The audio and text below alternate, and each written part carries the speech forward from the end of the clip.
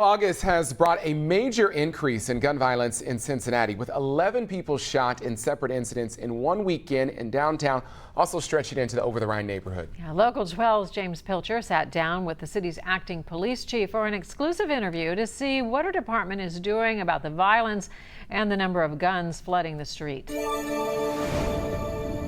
Teresa Thici became the first woman police chief in Cincinnati history earlier this year. She was named interim chief after the retirement of Elliot Isaac in February. She's been faced with a rise in gun violence, which began 3 years ago, a surge many in the community linked to the number of guns on the streets. What can be done to stem the flow of guns into the community, and what are you doing about it? From our perspective, what we try to do is know who are possessing guns illegally and try to get those guns out of their hands, and who are bringing guns into Cincinnati illegally, and try to intercept those guns as well. Thici says a new program started late last year pairing local police with ATF agents and state and federal prosecutors in the same building is starting to make progress. Thici says there have been increases in gun prosecutions out of the program, and the city is on track to seize 1,500 illegal guns this year. I also reported recently on the striking disparities in murder rates between blacks and whites in Cincinnati.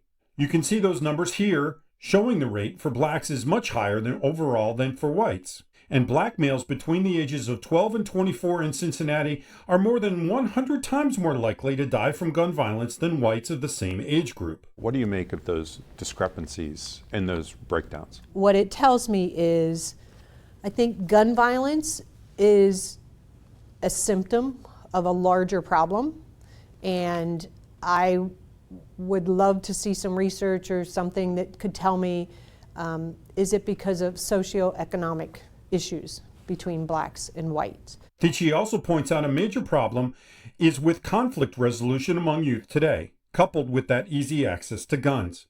In downtown, James Pilcher, Local 12 News.